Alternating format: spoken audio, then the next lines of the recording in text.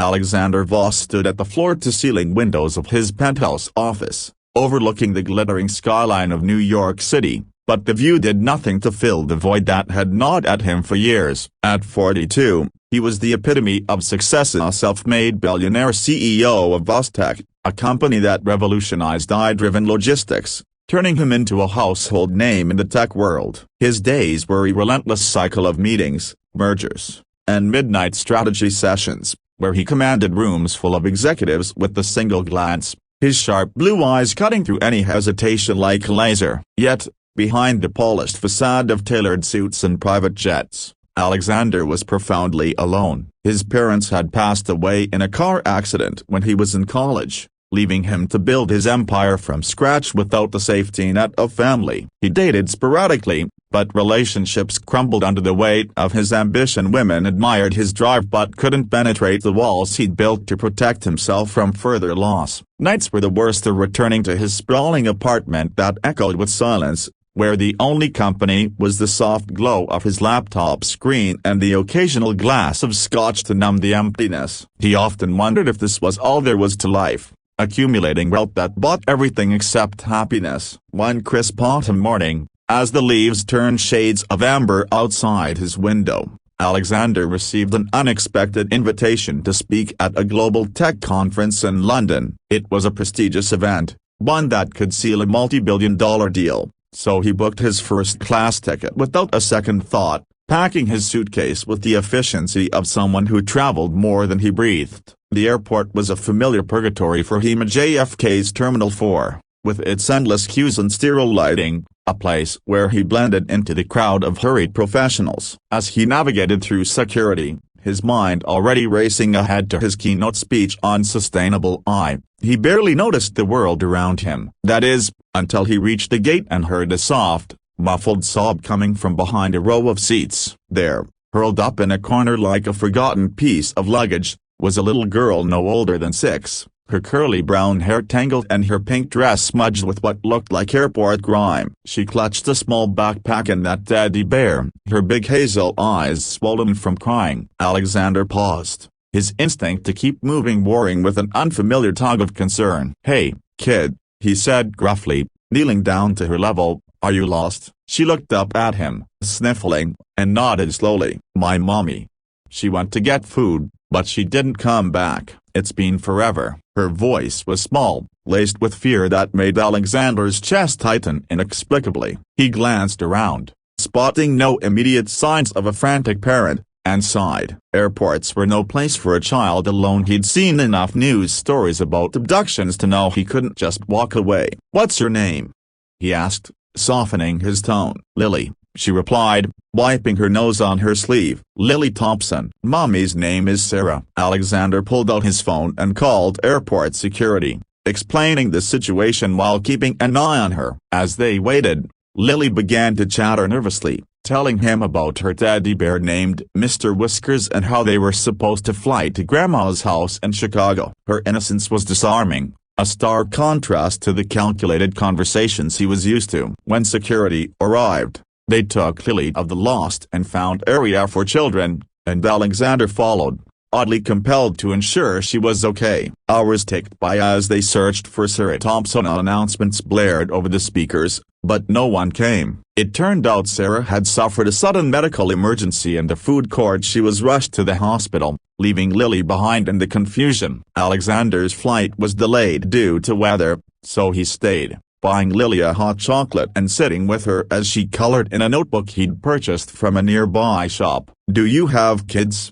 she asked suddenly, her crayon pausing mid-stroke. He shook his head. "No, just me." She tilted her head. "That sounds sad. Everyone needs a family." Her words hit like a punch, echoing his own unspoken thoughts. As the day wore on, hospital updates revealed Sarah was in critical condition, a severe asthma attack complicated by allergy asthma, and Lily had no other relatives nearby. Social services were contacted, but bureaucracy moved slowly. Alexander, against his better judgment, offered to stay with her until things were sorted. "Why are you being nice?" Lily asked as they shared a pretzel. "Because I know what it's like to be alone," he admitted, surprising himself. That night, In a quiet airport lounge, as Lily fell asleep with her head on his lap, Alexander felt a crack in his armor. He cancelled his flight, rescheduling the conference for a video call, and dove into helping calls to his lawyers,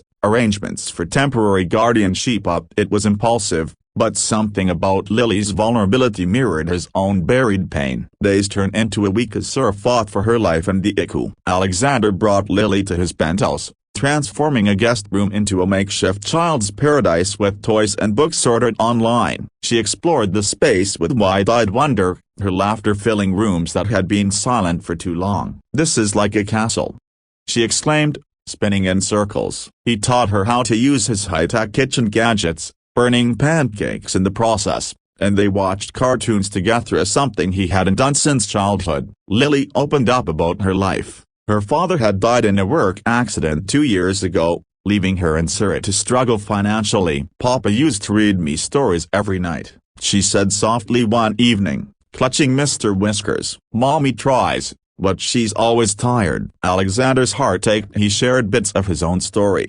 about losing his parents and building his company as a way to cope. A bond formed, tentative at first, like fragile threads weaving together. He took her to Central Park, where she chased pigeons and he pushed her on swings, feeling alive in ways his boredom victories never provided. Colleagues raised eyebrows at his sudden absences, but he didn't care. Lily's giggles were worth more than any deal. As Sarah's condition improved slightly, Alexander visited the hospital, meeting the weary but grateful mother who thanked him profusely. "You've been a godsend," she whispered. But deep down, Alexander feared the end of this unexpected chapter. What would happen when Lily left? The thought terrified him, stirring emotions he'd long suppressed. One rainy afternoon, as they baked cookies of flour dusting their clothes, Lily looked up and said, "You're like a superhero, Mr. Alex." He smiled, but inside, he wondered if he could ever let her go. The week stretched on,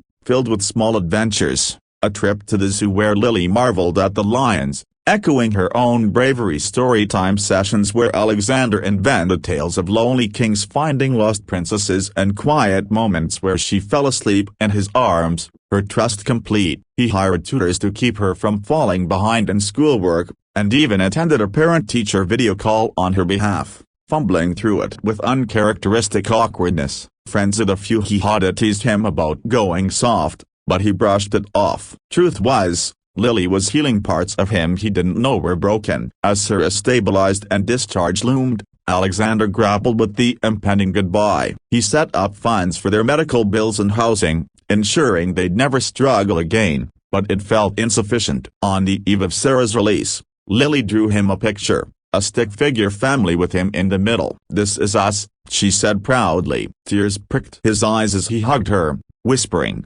"You're amazing, kiddo." Little did he know, the real emotional storm was yet to come, as fate had more in store for this unlikely duo. The airport, where it all began, beckoned once more, but this time with higher stakes. Alexander's life, once a solitary march toward success, now pulsed with the warmth of connection. But could it last? The chapter closed on a note of fragile hope, as he prepared to drive them back to the terminal for their flight home, his heart heavy with unspoken longing. The drive to the airport was tense, the city lights blurring past the tinted windows of Alexander's luxury SUV as rain pattered against the glass like unshed tears. Lily sat in the back, buckled securely, chattering about the animals she'd seen at the zoo, but Alexander could sense her anxiety mirroring his own. Sarah, pale but recovering, sat beside her daughter, expressing endless gratitude. "I don't know how to repay you, Mr. Voss,"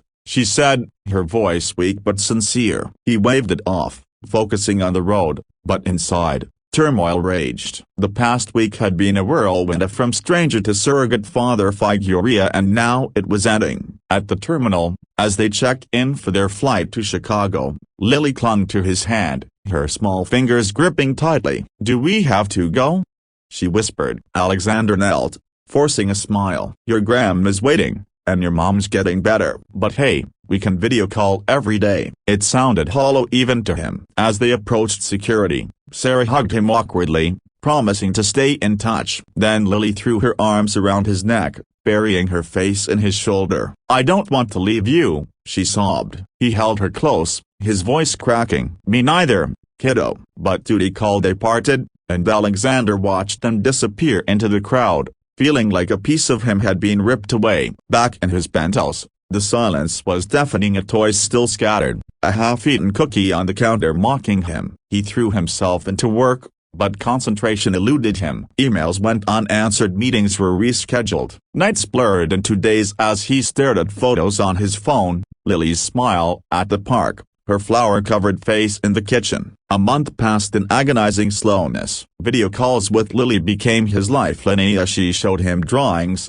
told stories of school, but her eyes held a sadness that mirrored his. Sarah updated him on her recovery, but finances remained tight despite his aid. Then came the call that shattered everything. Sarah had relapsed, a complication from her asthma leading to organ failure. She was back in the hospital. Prognosis grim. "Lily needs you," the doctor said over the phone. Alexander didn't hesitate. He flew to Chicago that night, arriving at the hospital to find Lily in the waiting room, alone again with Mr. Whiskers. "Mr. Alex," she cried, running into his arms. He held her as she wept, promising he'd fix everything. Sarah, hooked to machines, pulled him aside. "If I don't make it, promise me you'll look after her. She's got no one else." Tears streamed down his face as he nodded. "I promise." The next days were a blur of vigils and prayers. Alexander arranged the best specialists, sparing no expense. But fate was cruel as Sarah passed peacefully in her sleep,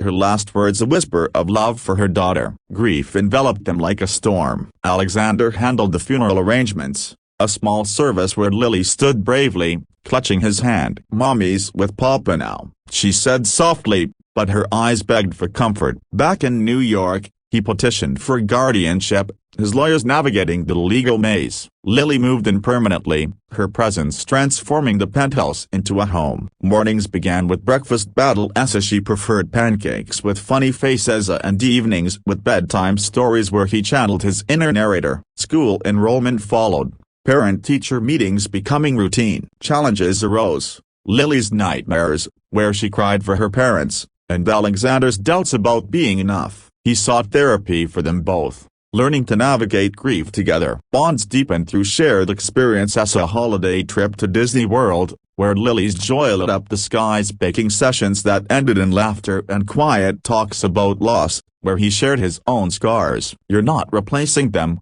he told her one night, "but we can build something new." She nodded, hugging him. "I love you, Mr. Alex." Months turned to a year. Alexander scaled back work, delegating to trusted VPs, prioritizing fatherhood. Vostek thrived under his balanced leadership, but his true success was in Lily's smiles. She excelled in school, made friends, and even joined a dance class, whirling with abandon. Yet, echoes of the past lingered. On her 7th birthday, surrounded by balloons and cake, she blew out candles with a wish she kept secret. Life settled into a rhythm of love and healing. Alexander dated sparingly, but nothing stuck. His heart belonged to Lily. One evening, as they watched the sunset from the penthouse, she turned to him seriously. "Can I call you Daddy?" His throat tightened. "I love that." Tears flowed as they embraced, a family forged in loss. But the story circled back to that fateful airport moment, not as an end,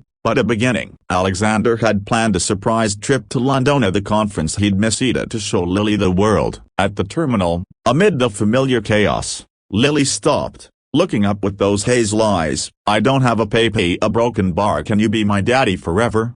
she begged playfully, reenacting their first meeting but with joy. He laughed through tears, kneeling. "I already am, forever." They boarded the plane hand in hand, the lonely CEO no more, replaced by a devoted father. Their journey continued, filled with adventures, European castles, beach vacations, and everyday miracles like school plays and scrapped knees. Lily grew into a confident girl, inspired by her daddy's resilience, dreaming of her own tech innovations. Alexander found purpose beyond wealth, mentoring young entrepreneurs and funding orphanages in Sarah's memory. Challenges persisted. Teen years loomed with potential rebellions, but their bond was unbreakable. In quiet moments, he thanked fate for that airport encounter, turning solitude into love. The end wasn't an ending but a promise of endless chapters, where a little girl's plea became a lifetime of belonging.